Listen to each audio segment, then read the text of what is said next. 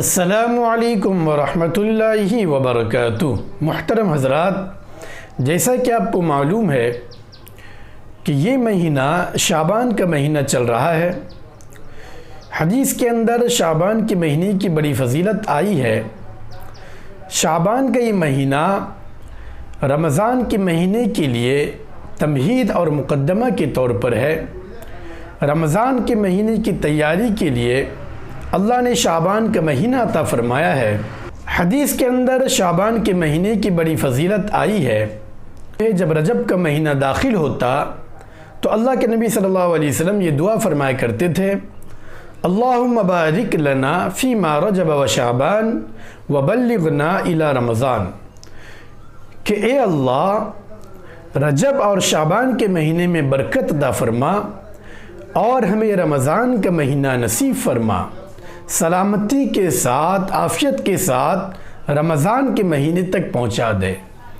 گویا اس حدیث سے شعبان، رمضان، رجب کے مہینے کی فضیلت ثابت ہو رہی ہے۔ شعبان کا یہ مہینہ بڑا ہی قابل احترام مہینہ ہے۔ اللہ کے نبی صلی اللہ علیہ وسلم اس مہینے میں زیادہ عبادت کیا کرتے تھے، زیادہ روزے رکھا کرتے تھے رمضان کی تیاری کے لیے۔ جس طرح فرض نماز سے پہلے سنت نماز ہے فرض کی تکمیل کے لیے، اسی طرح اللہ کے نبی صلی اللہ علیہ وسلم شعبان کے اس مہینے میں زیادہ روزہ رکھا کرتے تھے رمضان کی تیاری کے لیے۔ شعبان کے مہینے میں ایک رات ہے 15ویں شعبان، جس کو شب برات کہا جاتا ہے۔ شب کے معنی ہے رات، برات کے معنی میں ہے چھٹکارا اور نجات، بری ہونا۔ گویا شعبان کے 15ویں رات کو بندوں کے اعمال اللہ کے بارگاہ میں پیش کیے جاتے ہیں۔ اس مہینے کے اندر اور اس رات کے اندر اللہ رب العزت تمام لوگوں کی مغفرت فرما دیتے ہیں۔ ایک حدیث کے اندر اللہ کے نبی صلی اللہ علیہ وسلم کا ارشاد ہے کہ اللہ 15ویں شعبان کی رات کو تمام اپنے بندوں کی مغفرت فرما دیتے ہیں۔ دو لوگ ایسے ہیں جن کی اس رات میں ہی مغفرت نہیں ہوتی۔ ایک جس کے دل کے اندر کینہ ہو، حسد ہو، بغض ہو، اللہ ایسے بندے کی مغفرت نہیں فرماتا۔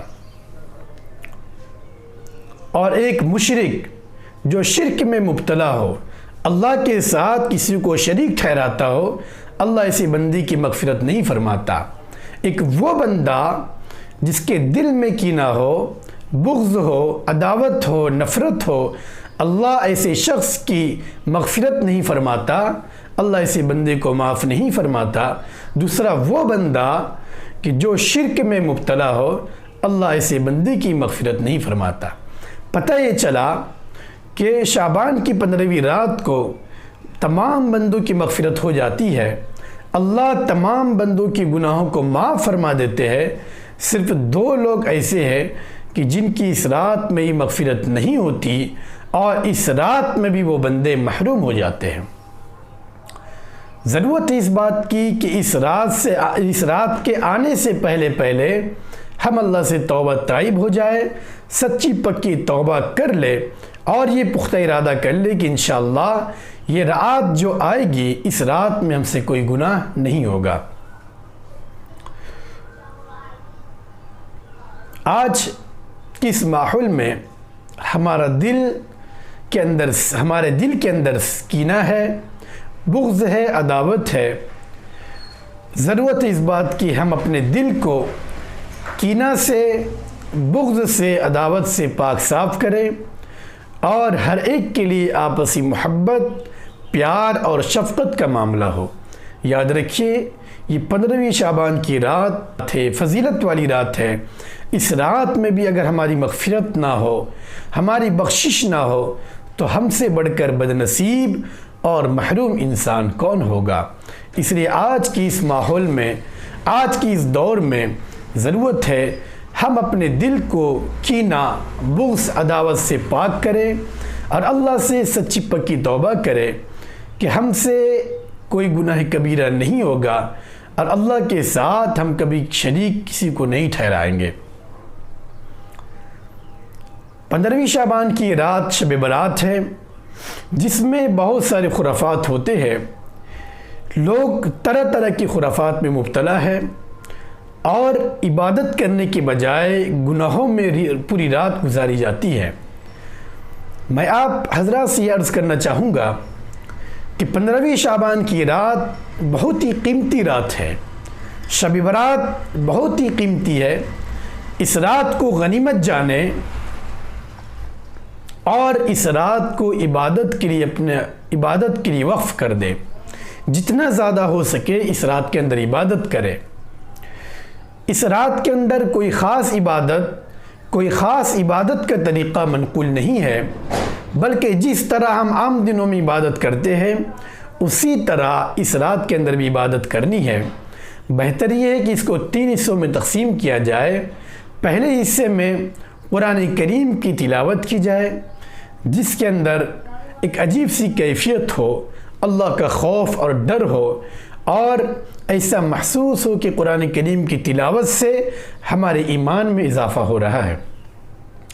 دوسرے حصوں میں نماز پڑھی جائے، جتنی بھی نمازیں ہیں، نفل نماز، تہجد وغیرہ جتنی نمازیں ہیں نماز پڑھی جائے، اور تیسرے حصے میں اللہ کی بارگاہ میں دعا کی جائے کہ میرے اللہ، ہم اس قابل نہیں کہ ہمارے اعمال پیش کیے جائے، میرے اللہ ہمارے ٹوٹے پھوٹے اعمال کو قبول فرما اور ان اعمال کو مغفرت اور نجات کا ذریعہ بنا۔